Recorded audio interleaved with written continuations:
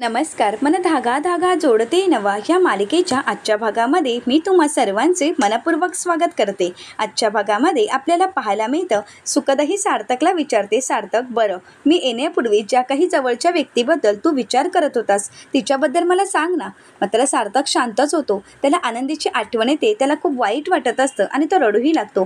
ते एकाच ठिकाणी एकटक पाहत असतो. तर सुखदही सार्थकला विचारते, तिकडे काय बघतोयस तू? तिकडे तिचा फोटो लावलाय का? तर सार्थक म्हणू लागतो की काही फोटो मनातच असतात, ते सगळीकडे दिसतात. तर त्यानंतर सुखदा म्हणते, वा आता एक काम करशील का, तू इकडे बघ ना. तर सार्थक विचारतो, कशाला? तर सुखदा म्हणू लागते, असा वळ हलवू नकोस आणि डोळेही हलवू नकोस, मला तुझे डोळे वाचायचे आहेत. तर सार्थक म्हणतो, अरे यार. तर त्यानंतर सुखदा म्हणू लागते, असाच थांब, मला तुझे डोळे वाचायचे आहेत. मी कधीच काही बनू शकली नाही तरी एक जादूगार नक्कीच बनू शकते, कारण मला डोळे वाचता येतात.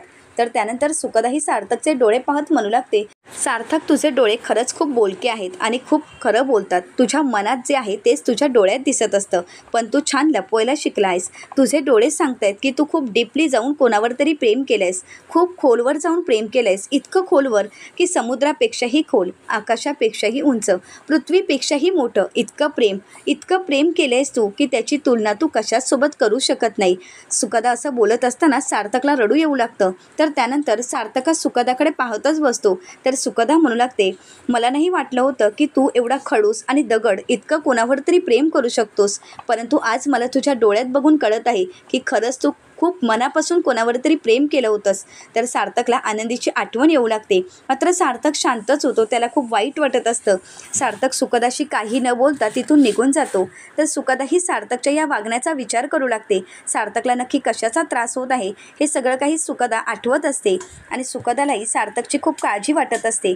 तर सार्थकला मात्र आनंदीची खूप आठवण सतावत असते, म्हणून तो तिथून निघून गेलेला असतो. तर दुसरीकडे पाहायला मिळतं, मनोजदादांची परिस्थिती दिवसेंदिवस खूप वाईट होत चाललेली असते. लीनावहिनी मनोजदादांची काळजी घेत असतात, त्यांना शांतपणे झोपी घालतात आणि त्यानंतर लीनावहिनी बाहेर येतात. तर मालतीताई लीनावहिनींना विचारतात, मनोज शांत झोपलाय ना? तर लीनावहिनी म्हणू लागतात की हो. तर अण्णाही स्वतःला दोष देत म्हणू लागतात, या मनोजच्या वागण्याला मी जबाबदार आहे, मी त्याला सावरू शकलो नाही. तर मालतीताई त्यांना शांत करत म्हणू लागतात, तुमची यात काहीच चूक नाही. चूक असेल तर आपल्या नशिबाची, आपलं नशीबच तसं आहे, त्याला तुम्ही तरी काय करणार आहात? सार्थकराव वेळेवर मदत करायला येतात आणि म्हणूनच तर आपण वाचत असतो, नाहीतर काय झालं असतं? तर अण्णा म्हणू लागतात की प्रत्येक संकटाला तो माणूस धावून आला, प्रत्येक वेळी मला त्याचा आधार वाटत असतो, अगदी मुलासारखा. तर लीनावहिनींना खूप राग येतो. लीनावहिनी अण्णांना म्हणू लागतात, अण्णा ते या घरचे जावई आहेत, मुलगा तर मनोज आहे. तर अण्णा म्हणतात, पण कर्तृत्वाने मुलासारखा तोच तर वागत असतो ना? तर लीनावहिनी अण्णांना म्हणू लागतात की मुलीने या घराचा कधीच विचार केला नाही, ते तर फार लांबचे आहेत. हे ऐकल्यानंतर मालतीताई लीनावहिनींना म्हणू लागतात, लीना तू हे काय बोलतेस? आनंदीने मालतीताई काही बोलणारच. तर लीनावहिनी म्हणू लागतात, आनंदीचा विषय या घरामध्ये नको आहे. आणि आई मला एक सांगा, जावयाच्या जीवावर हे घर चालवायचं आहे का? मला ते आवडणार नाही. तर त्यानंतर मालतीताई म्हणू लागतात, अगं पण ते आपल्या व्यवसायामध्ये स्वतःहून मदत करत असतील तर आपण नाही का म्हणावं, सांग ना. तर मालतीताईंना लीनावहिनी म्हणू लागतात, आई मी अगोदरच सांगितलं आहे, हा विषय इथेच थांबवूया, मला यापुढे त्यांच्या मदतीची गरज नाही आहे. आणि हो, तुम्ही विषय काढला म्हणूनच सांगते की त्यांच्या आयुष्यात एक मुलगी आली आहे. हे ऐकताच अण्णा आणि मालतीताईंना धक्काच बसतो. तर लीनावहिनी म्हणू लागतात, हे मला समजलं आहे, परंतु तुम्हाला कळू नये आणि म्हणूनच तुमच्यापासून ते लपवायचं असेल आणि यासाठीच त्यांनी घरी आणलं नसावं. तर अण्णा म्हणू लागतात, आनंदीला जाऊन 6 वर्ष झाली. आपल्याला तर माहीतच आहे की त्या माणसाने आनंदीला प्रत्येक ठिकाणी पछाडलं आहे, प्रत्येक ठिकाणी शोध घेतला आहे. आजही तो माणूस आनंदीच्या आठवणीमध्ये जगत आहे. परंतु किती वाट पाहायची? वाट पाहायला सुद्धा मर्यादा असतेच ना. आणि जर त्यांनी आपला मार्ग निवडला असेल तर यात काय चुकीचं आहे? प्रत्येक व्यक्तीला जगायला एखादा जोडीदार, एखादी सोबती हवीच असती. मग त्यांनी तो मिळवला तर काय वाईट आहे? मालतीताईंना खूप वाईट वाटत असतं. तर अण्णा म्हणू लागतात, आपली आनंदी आपल्याला त्यांना सोडून कायमची गेली आहे. कुठे गेली, कशासाठी गेली, का गेली हे कारण आपल्याला काहीच माहीत नाही. हे फक्त असेल तर परमेश्वराला माहीत. मग त्यांनी स्वतःच्या आयुष्याचा विचार केला तर यामध्ये काय चुकीचं आहे? असं बोलत अण्णा रूममध्ये निघून जातात. अण्णांना या सगळ्या गोष्टीचं खूप वाईट वाटत असतं. तर त्यानंतर मालतीताई लीनावहिनीशी बोलण्यासाठी येत असतात, परंतु लीनावहिनी मालतीताईंशी काहीच न बोलता रूममध्ये निघून जातात. मालतीताईंना आनंदीची खूप आठवण येत असते आणि त्या गोष्टीमुळे त्यांना खरंच खूप वाईट वाटत असतं. तर दुसरीकडे पाहायला मिळतं, वृंदा काकू डोळे बंद करून अगदी मेडिटेशन करत असतात. तर शलाका म्हणू लागते, अगं आई अजून किती वेळ लागणार आहे? तर वृंदा काकू म्हणू लागतात, अगं तुला माहिती आहे ना, रात्री शांत झोप यावी यासाठी मेडिटेशन करत असते.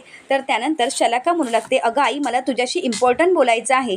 तर त्यानंतर वृंदा काकू म्हणू लागतात, जरा शांत बसशील का? तर शलाका म्हणू लागते, आई मी जे काही आता तुला सांगणार आहे ना त्यामुळे तुझी झोपच उडणार आहे. अगं सार्थक आणि सुखदा बाल्कनीत कॉफी पित होते, हे एकदाच वृंदा काकूंची पूर्णपणे झोपच उडते. त्या विचारतात काय? तर शलाका म्हणू लागते की हो, फक्त कॉफीच नाही तर प्रेमाच्या गोष्टीही करत होती. तर त्यानंतर वृंदा काकू म्हणू लागतात, म्हणजे याचा अर्थ असा की ही मुलगी आपल्या डावपेचामध्ये यशस्वी ठरत आहे. तर त्यानंतर शलाका म्हणू लागते की आपण आनंदीला घराबाहेर तर काढलंच आहे, परंतु आता ही आली आहे आणि ही तर आपल्याला घाबरतही नाही. आनंदी आपल्याला घाबरायची आणि ही तर शेरात सव्वा शेर आहे. तर वृंदा काकू म्हणू लागतात, हो का?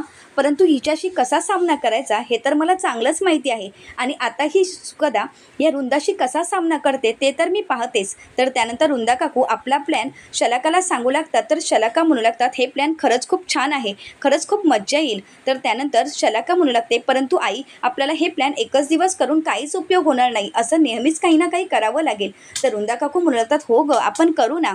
तर त्यानंतर वृंदा काकू शलाकाला म्हणतात, काही करून तिला या घराच्या बाहेर काढायचंच. तर शलाका म्हणते की आता जर आपण असं केलं तर ही नक्कीच घराच्या बाहेर जाईल. इकडे सुखदा ही झोपण्याची तयारी करत असते आणि वृंदा काकूच्या प्लॅनप्रमाणे वृंदा काकूने सुखदाच्या रूमच्या लाईट बंद चालू करायला सुरुवात केलेली असते. सुखदा खूप घाबरून जाते आणि काय होते हे सुखदालाच कळत नसतं, म्हणून सुखदा ही बाहेर येण्यासाठी जात असते, परंतु त्यावेळी बाहेर खूप धूर झालेला असतो आणि लाईटही बंद होत असतात. सुखदा मागे येऊन पाहते तर तिथे भूत असतं. भूताला पाहून सुखदा खूप घाबरते आणि ती धावतच खाली येते आणि मोठमोठ्याने ओरडू लागते. तर सार्थक तिथेच असतो. सार्थक सुखदाला शांत करत म्हणू लागतो, काय झालं आहे?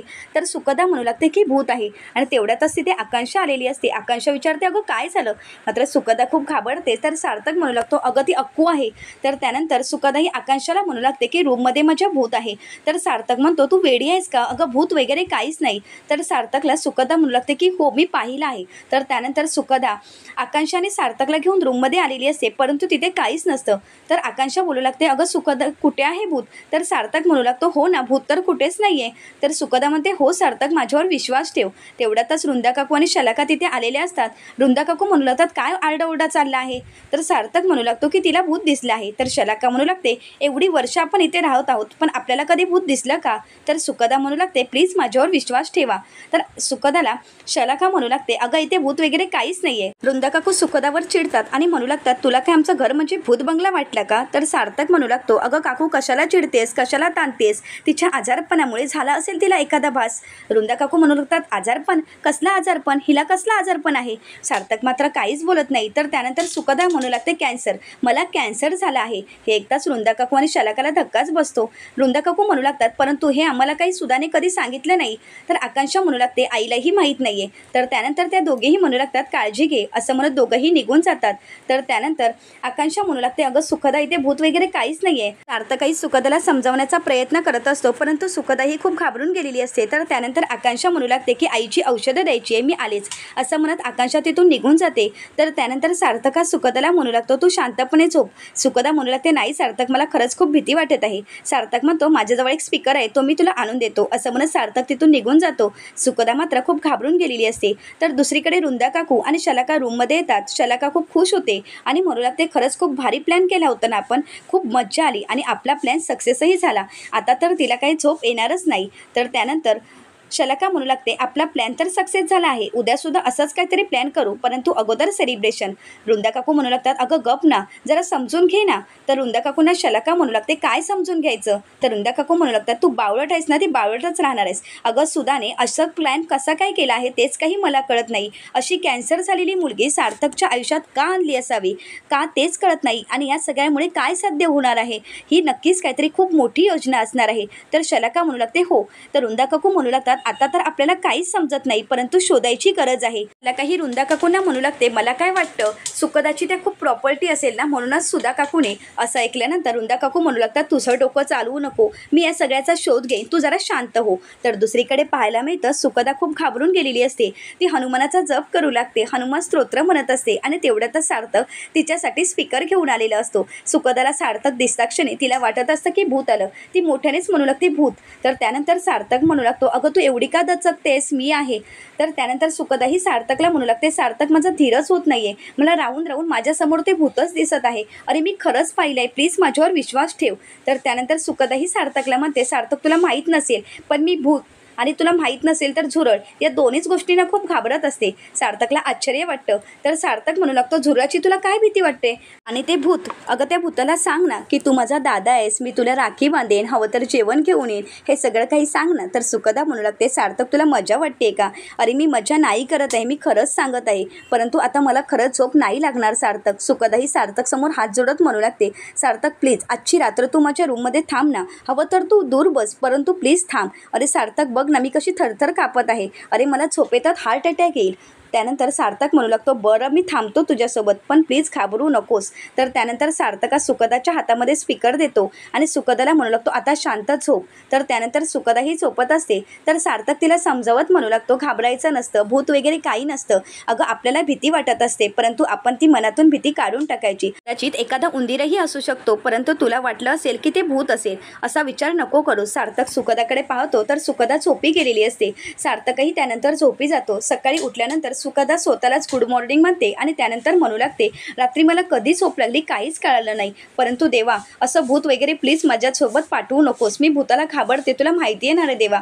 तर त्यानंतर सुकदाही पाहते तर सार्थक तिथेच झोपलेला असतो. सुकदा म्हणू लागते, ओ माय गॉड, हा रात्रभर इथेच झोपला आहे का? म्हणजे हा इतकाही खडूस नाहीये. सार्थक तू असाच झोपलायस, खरंच तुझं कौतुक करावं तितकं कमी आहे. असं म्हणत सुकदाही आपल्या कपाटातील एक शाल घेते आणि त्यानंतर ती सार्थकवर घालत म्हणू लागते, सार्थक खरंच मला तुझं कौतुक वाटतं, रात्रभर तू माझ्यासाठी इथे थांबला, खरंच तू चांगला मुलगा आहेस, दुसऱ्यांची नेहमी काळजी करत असतोस, परंतु स्वतःची काही काळजी घेत नाही, परंतु मी तुला स्वतःची काळजी घ्यायला शिकवेन, बाय, आता शांतपणे झोप. असं म्हणत सुकदा तिथून निघून जाते. तर हे सगळं काही रुंदा काकूनी पाहिलेलं असतं.